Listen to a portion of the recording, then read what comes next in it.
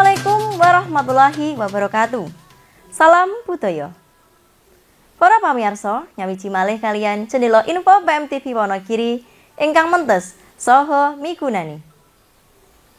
Cendela info PMTV Wonogiri wekdal sakmenika badhe ngandharaken rikala dinten Ahad Paing 3 Januari 2021 tigang kecamatan ing wewengkon Wonogiri kalanda siti longsor lan ugi angin ingkang ageng. Tigang kecamatan ing Wonogiri ngalami siti longsor lan angin ingkang ageng. Saking kedadosan menika wonten kriya ingkang risak awet kembrukan wit lan wontenipun angin ingkang ageng.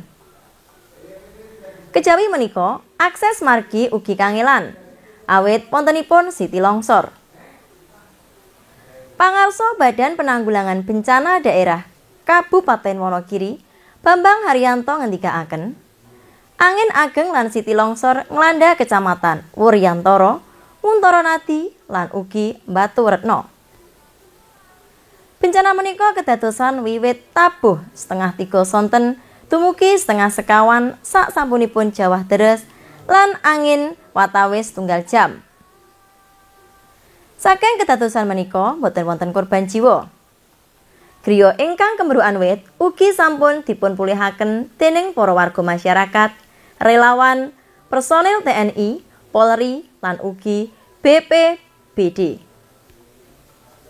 Saking laporan ingkang dipuntampi, Bambang ngendikaaken bilih ing Kecamatan Wuryantara lan Desa Gumiwang wonten sekawan griya ingkang kembrukan wit. Wontene ing Kecamatan Baturetno wonten gangsal desa ingkang kenging angin ageng. Nun inggih Desa Mboto, Desa Talunombo, Desa Saradan lan ugi Desa Setrorejo. Dene ing Kecamatan Muntaranadi, Jawa lan angin ageng dadosaken siti longsor ing wana Gunung Pegat.